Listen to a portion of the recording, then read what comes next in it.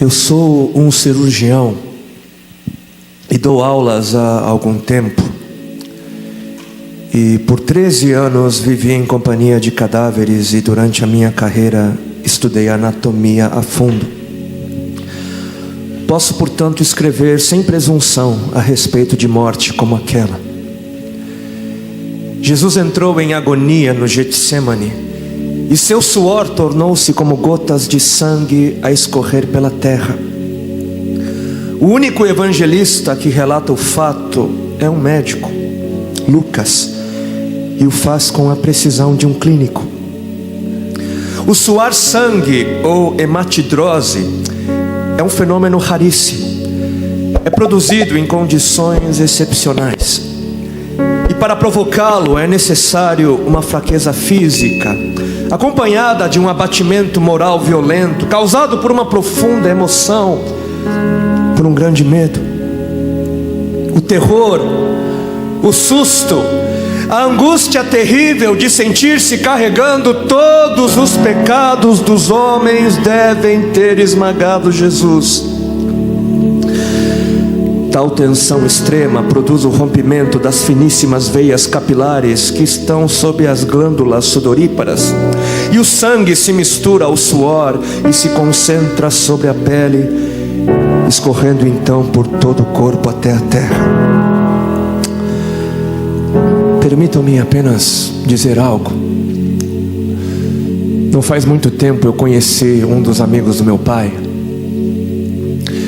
E esse amigo do meu pai, ele é bastante diferente de nós. Como que ele é diferente de nós? O seu sistema nervoso não reage a qualquer tipo de anestesia. Nada, desde pequeno, enfim, nenhum tipo de anestesia funciona nele. E por conta de um tumor que foi descoberto, ele teve que viajar aos Estados Unidos para se submeter a uma cirurgia. Ele contou para nós que ele foi então levado à sala cirúrgica e o amarraram então dos pés à cabeça, os seus braços, porque ele haveria de sentir toda a cirurgia. Ele contou para nós que lá nos Estados Unidos os procedimentos são cobrados por hora, né, e não por procedimento. Ele contou então que antes de começarem a cirurgia, os médicos apertaram o cronômetro, o tempo foi passando, né? E ele então foi aberto, atravessaram todas as camadas e chegaram ao tumor e cortaram, retiraram o tumor e depois o costuraram, né? Camada por camada. E ele contou para nós que quando a cirurgia terminou, os médicos apertaram aquele cronômetro e 7 horas e 40 minutos haviam se passado. Ele passou praticamente 8 horas naquela mesa cirúrgica, aberto, né, consciente, sentindo tudo. E ele é um senhor asiático, oriental como eu. Ele é, né, clarinho, amarelinho. E ele contou para nós que quando ele, né, se deu conta, ele voltando assim, olhou para o seu corpo. O corpo dele inteiro havia se tornado negro, porque ele havia suado sangue. Só para os irmãos entenderem qual é o estado de espírito que leva alguém a suar sangue. O terror, o susto, a angústia terrível de sentir-se carregando todos os pecados dos homens devem ter esmagado Jesus. Conhecemos a farsa do processo preparado pelos líderes religiosos, o envio de Jesus a Pilatos e o desempate entre Herodes e Pilatos. Pilatos teve que ceder e então ordenou a flagelação, o chicoteamento de Jesus. Os soldados despojam Jesus, tiram a roupa de Jesus e o prendem pelo pulso a uma coluna do pátio.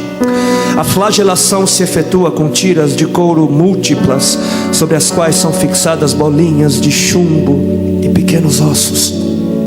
Os carrascos devem ter sido 2, um de cada lado e de diferente estatura, e golpeiam com chibatadas a pele já alterada por milhões de microscópicas longas hemorragias do suor de sangue. A pele se dilacera e se rompe, o sangue espirra. A cada golpe Jesus reage em um sobressalto de dor. As forças se esvaem, um suor frio lhe impregna a fronte, a cabeça gira em uma vertigem de náusea, calafrios lhe correm ao longo das costas. Se não estivesse preso no alto pelos pulsos, cairia em uma poça de sangue. Depois o escárnio da coroação, com longos espinhos mais duros que os de acácia. Os algozes entrelaçam uma espécie de capacete e o aplicam sobre a cabeça de Jesus. Os espinhos penetram no couro cabeludo, fazendo-o sangrar, e os cirurgiões sabem o quanto sangra o couro cabeludo. Pilatos, depois de ter mostrado aquele homem dilacerado à multidão feroz, o entrega para ser crucificado. Colocam sobre os ombros de Jesus o grande braço horizontal da cruz, que pesa uns 50 quilos.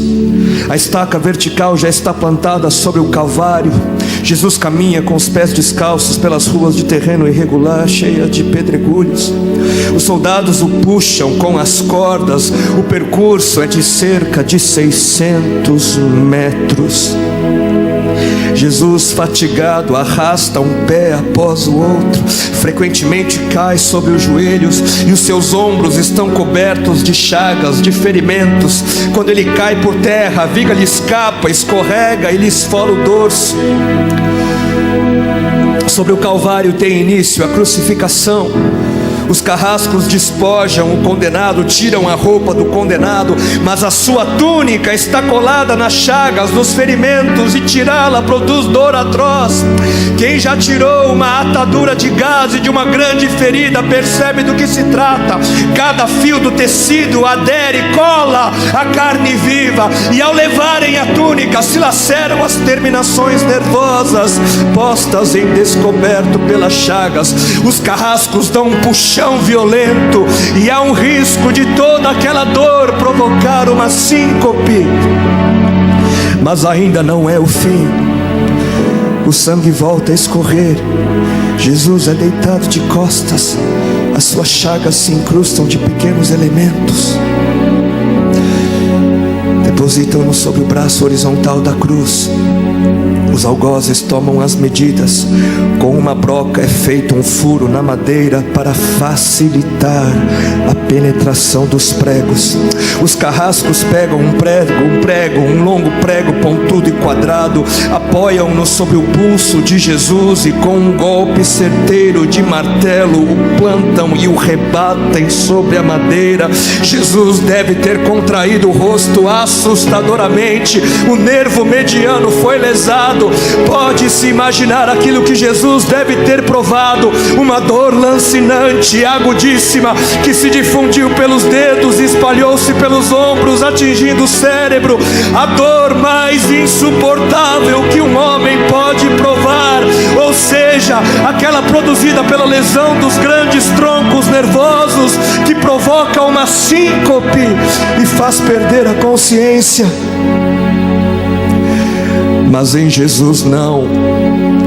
O nervo é destruído só em parte, e a lesão do tronco nervoso permanece em contato com o prego. E quando o corpo for suspenso na cruz, o nervo se esticará fortemente como uma corda de violino esticada, e a cada solavanco, a cada movimento, vibrará, despertando dores dilacerantes. Elevam a Jesus. Os ombros da vítima esfregam dolorosamente sobre a madeira áspera. As pontas cortantes da grande coroa de espinhos penetram o crânio. A cabeça de Jesus inclina-se para a frente, uma vez que o diâmetro da coroa o impede de apoiar-se na madeira. Cada vez que o mártir levanta a cabeça, recomeçam pontadas agudas de dor. Pregam-lhe os pés, Ao meio-dia, Jesus tem sede. Não bebeu desde a tarde anterior e estava desidratado pela perda de tanto sangue. Seu corpo é uma máscara de sangue. A boca está semiaberta e o lábio inferior começa a pender. A garganta seca lhe queima, mas ele não pode engolir. Tem sede. Um soldado lhe estende sobre a ponta de uma vara uma esponja com bebida ácida de uso entre os militares. Tudo aquilo é uma tortura atroz. De repente, um estranho fenômeno se produz no corpo de Jesus. Os músculos dos braços se enrijecem em uma contração que vai se acentuando, os bíceps esticados e levantados, os dedos se curvando. É como acontece a alguém ferido de tétano, a isto que os médicos chamam de tetania. Quando os sintomas se generalizam, os músculos do abdômen se enrijecem em ondas imóveis. Em seguida, os músculos entre as costelas, depois os do pescoço e finalmente os músculos respiratórios se enrijecem. A respiração se faz pouco a pouco mais curta. O ar entra, mas não consegue mais sair. Jesus respira com o ápice dos pulmões. Tem sede de ar como um asmático em plena crise. Seu rosto pálido pouco a pouco se torna vermelho, depois se transforma num violeta purpúreo. Jesus é envolvido pela asfixia. Seus pulmões cheios de ar não podem mais esvaziar-se. A fronte está impregnada de suor. Os olhos saem fora de órbita. Mas de repente algo acontece. De repente algo acontece. Lentamente, com um esforço sobre-humano, Jesus toma um ponto de apoio sobre o prego dos pés. Ele esforça-se a pequenos golpes. Se eleva aliviando a tração dos braços. Os músculos do tórax se distendem. A respiração torna-se mais ampla e profunda. Os pulmões se esvaziam e o rosto recupera a palidez inicial. Mas por quê? Por que este esforço? Por quê? Porque Jesus quer bradar: Pai, perdoa-lhes porque não sabem o que fazem. E logo em seguida o corpo de Jesus começa a afrouxar-se de novo e a asfixia recomeça. Foram transmitidas 7 frases pronunciadas por ele na cruz, e cada vez que quer falar ele deverá elevar-se, tendo como apoio o prego dos pés. Inimaginável. Atraídas pelo sangue que ainda escorre e pelo coagulado, enxames de moscas unem ao redor do seu corpo, mas ele não pode enxotá-las.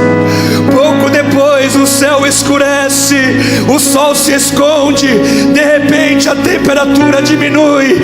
Logo serão 3 da tarde, e depois de uma tortura que dura horas e horas, todas as suas dores, toda a sua sede, todas as cãibras, toda a asfixia, todo o latejar dos nervos medianos lhe arrancam um lamento: Deus meu, por que me desamparaste?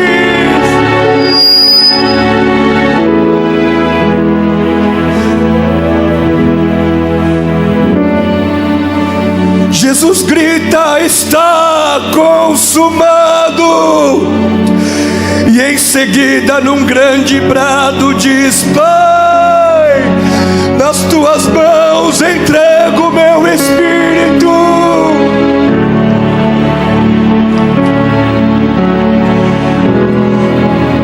E morreu no meu lugar e no seu. Por que Jesus morreu na cruz? Por quê? Jesus morreu na cruz para que todo sofrimento pudesse parece ter fim. E essa é a última coisa, essa é a última coisa que nós precisamos saber. Nós precisamos saber que tudo isso, toda dor, todo choro, todo sofrimento um dia vai acabar, vai acabar. Graças ao sofrimento de Deus, todo choro, todo lamento deixará de existir.